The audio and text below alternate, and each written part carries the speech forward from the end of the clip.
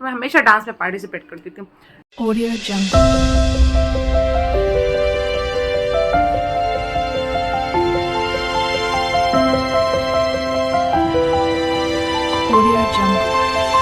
Hello अस्सलाम वालेकुम friends, welcome to my channel कायनात दिवल। आप सबका मेरे चैनल कायनात दिवल में स्वागत है। कैसे हैं आप सब? आई होप खुश होंगे, स्वस्थ होंगे, मस्त होंगे। मैं भी आप सबकी दुआओं से अल्हम्दुलिल्लाह बिल्कुल अच्छी हूँ। अभी मेरी गुड मॉर्निंग हो गई है। Happy Republic day. कैसी सूखी सूखी सी गुड मॉर्निंग हुई है, वरना हम लोग रिपब्लिक डे के दिन तो बाप रे इतनी ठंड में सुबह सुबह हम लोग स्कूल पहुँचते थे। स्कूल से फिर हम लोग को ग्राउंड लेके जाया जाता था। मैं हमेशा डांस में पार्टिसिपेट करती थी, 10th तक करती थी। फिर 10th के बाद में फिर नहीं किया मैंने स्कूल में। और मेरी मैडम की तुम इतनी चहीती थी, एकदम लाडली, डांस की वजह से वैसे फेमस हुई थी मैं वहाँ पर।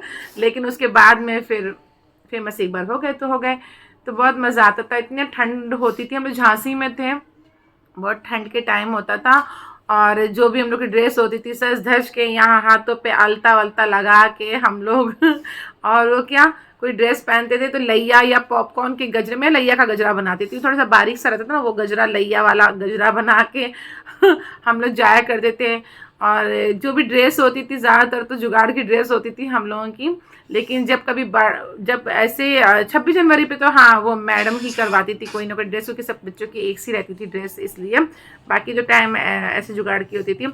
एक बार मैंने अपने झांसी में जिला परिषद हमारा स्कूल था, हिंदी मीडियम की हूँ मैं, तो वहाँ स्कूल में हम लोग डांस सिखा रहे थे। तो 60 लड़कियों को मैंने डांस सिखाया था, और 60 लड़कियों को एक साथ डांस पे कंट्रोल करना, सुनती नहीं थी और कंट्रोल नहीं होती थी। तो मैं इतना गुस्सा हो रही थी, डंडी लेके घूम रही थी। तो मैम कह रही है हमसे ज़्यादा गुस्सा तुम्हें आ रहा है कहना था। हमने कहा आप तो बोल नहीं रही हैं, हमको सिखाना पड़ रहा, हमको चिल्लाना पड़ रहा है, ये लोग सुन नहीं रही हैं, हमारे जैसा कर नहीं रही हैं। तो बहुत मज़ा आया था। वो वाला गाना था उनका था वो क्या उनका नाम है, AR रहमान का जो गाना था वंदे मातरम वाला, सबसे प्यारी तेरी सूरत, तो उस पे सिखाया था। हाँ, माँ तुझे सलाम पे। तो बहुत मज़ा आया था। तो हर साल मतलब मेरी फुप्पी और सब लोग वहाँ पे रहा करते थे। BHL में जब हम लोग थे तो सब लोग बहुत खुश होते थे, मेरा प्रोग्राम देखने आते थे। फिर उसके बाद में हम लोग घर जाते थे, फ़ोटो वोटो खींचती थी वहाँ। मोबाइल तो उस टाइम था नहीं, तो वही जो स्टूडियो वाले भैया आते थे उन्हीं को बोलते थे भैया हम लोग की फ़ोटो खींच दो।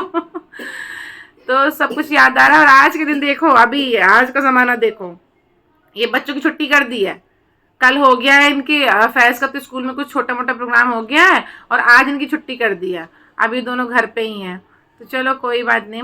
और बहुत मज़ा आता था। मैडम भर भर के लड्डू बूंदी देती थी, मुझे तो खूब मिलता था। बोलती थी कायनात के तो टिफ़िन में भर दो अच्छे से। मुझे खुश रहती थी मैम मुझसे। कभी इंशाल्लाह मैं जाऊँगी झांसी तो ज़रूर उनसे मिलवाऊँगी, मेरा अभी भी उनसे कॉन्टैक्ट है। मेरी जब तबीयत ख़राब हो गई थी तो वो मोदहा आने तक को रेडी थी, ज़िद करी थी, पापा से एड्रेस पूछ रही थी। फिर पापा ने समझाया कि नहीं अभी आप परेशान ना हो, इंशाल्लाह देखो ठीक हो जाएगी, अगर कोई बात होती है तो आइएगा। तो वही है, बहुत ही अच्छी मेरी मैम थी, वो प्रिंसिपल मैम थी वहाँ की झांसी में, जो हम लोगों ने स्कूलिंग की है। 6 से 10 तक मैंने झांसी में स्कूलिंग की है। तो वहाँ पर थी वो मैम। तो मिस यू मैम। और सब आज सब कुछ याद आ रहा है। ऐसे याद तो हमेशा ही आता रहता है, लेकिन और सब याद आ रहा है। सलीम और हम रहा करते थे, सलीम का भी अच्छा परफॉर्मेंस होता था, तो सब कुछ अच्छा होता था। तो ये हम लोग की स्कूल वाली बातें हैं। चलिए अब आज का दिन मेरा कैसा जाता है शेयर करती हूँ। और फ्रेंड्स अभी बनी है मेरी ये उड़द की दाल और रोटी, बहुत ही टेस्टी होती है। दाल तो सारी अच्छी होती हैं, तो अभी मैं खा रही हूँ। ये दाल रोटी बना हुआ है, सिंपल खाना, हेल्दी खाना। फ्रेंड्स जैसा कि मैंने कल के व्लॉग में आप लोगों से जिक्र किया था अपने देश की तीनों सेनाओं के बारे में कि वो हमारे देश की शान है, वैसे ही अर्धसैनिक बल जो है हमारे देश की, वो भी हमारे देश की शान है। तो आज मैं उसी के बारे में कुछ आप लोगों को थोड़ा सा बताना चाहूँगी। वही अपना अटक अटक के, उसके लिए मैंने थोड़ी सी नोट्स तैयार की है, क्योंकि जब एकदम से बोलने के लिए आते हैं तो बहुत सारी चीज़ें मिस हो जाती हैं। तो अगर कुछ गलती हो तो मुझे माफ़ कीजिएगा। और मैं ये इसलिए बताने आई हूँ क्योंकि मेरे पापा जो हैं CISF में हैं और सलीम भी CISF व्हाट्सएप में आज बड़वा इंदौर से उसने ब्लॉग बना के भेजा है, जिससे मुझे अपने CSF की सारी यादें ताज़ा हो गई हैं उस फोर्स के बारे में, क्योंकि मैं इसी में पैदा हुई हूँ, तो मुझे फोर्स से काफ़ी लगाव है। और फिर लकीली मेरी शादी जो हुई है तो वो CRPF के जवान जो हैं मिस्टर फरीद अहमद जी, तो उनसे मेरी शादी हुई है, तो मुझे CRPF से भी बहुत लगाव है। तो बस फिर मैं वही आप लोगों को थोड़ा सा कुछ अपनी ये जो अर्धसैनिक बल हैं उनका जो योगदान है, उनका जो ड्यूटी है, उसी के बारे में थोड़ा सा जिक्र करना चाहूँगी। उसके लिए मैंने थोड़े से नोट्स तैयार किए हैं। तो हमारे देश के जो अर्धसैनिक बल हैं जैसे कि CRPF, BSF, CISF, IDBP, SSB, ये सब भी हमारे देश की शान है। यही है वो हमारे देश के अर्धसैनिक बल।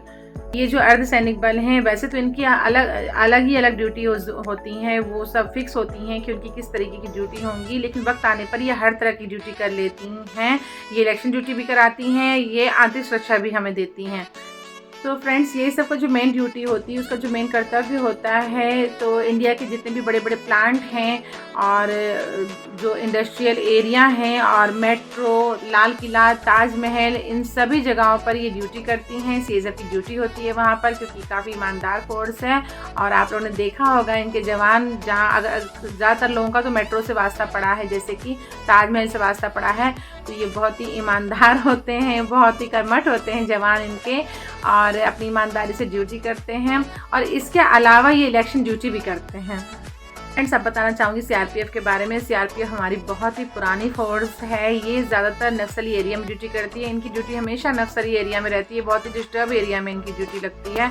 और इनके जो जवान होते हैं वो भी काफ़ी ईमानदार होते हैं, बहुत ही अच्छी ड्यूटी करते हैं। उनकी ड्यूटी बहुत ही सख्त होती है, क्योंकि उनके एरिया बहुत ज़्यादा टफ होते हैं।